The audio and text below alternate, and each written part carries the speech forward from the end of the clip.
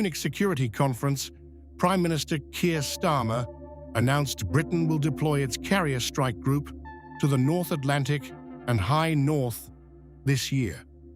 The mission will be led by the Royal Navy's flagship, HMS Prince of Wales, alongside US, Canadian, and NATO forces. London calls it a powerful show of force aimed at deterring Russian aggression in the Arctic. I can announce today that the UK will deploy our carrier strike group to the North Atlantic and the High North this year, led by HMS Prince of Wales, operating alongside the US, Canada, and other NATO allies. The Arctic is fast becoming a strategic hotspot, with melting ice opening new routes and exposing critical undersea infrastructure. British officials say Russian naval activity near UK waters has risen sharply over the past 2 years. Under NATO's Arctic Sentry mission, Britain is now stepping up its northern presence. The road ahead is straight and it is clear. We must build our hard power because that is the currency of the age. We must be able to deter aggression.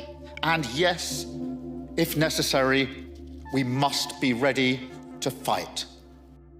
Russia's Northern Fleet remains heavily active across the High North, expanding bases and submarine patrols.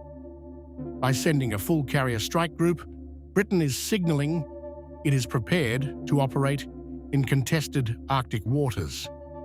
The deployment includes warships, F-35 jets, and helicopters in a clear display of power projection. The move comes amid renewed transatlantic tensions after US President Donald Trump questioned NATO commitments and floated control over Greenland. Starmer's deployment reinforces NATO unity at a sensitive geopolitical moment. Britain is positioning itself as a central pillar of Euro-Atlantic defense. In a crisis, our citizens expect us to be ready.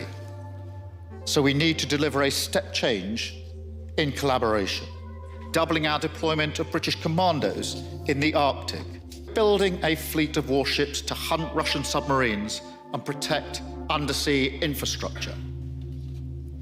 And I can announce today that the UK will deploy our carrier strike group to the North Atlantic and the High North this year.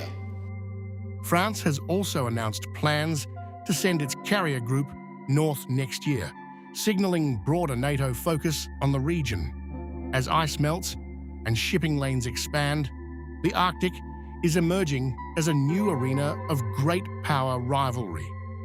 For Britain, this deployment sends a message to Moscow. The High North will not go uncontested.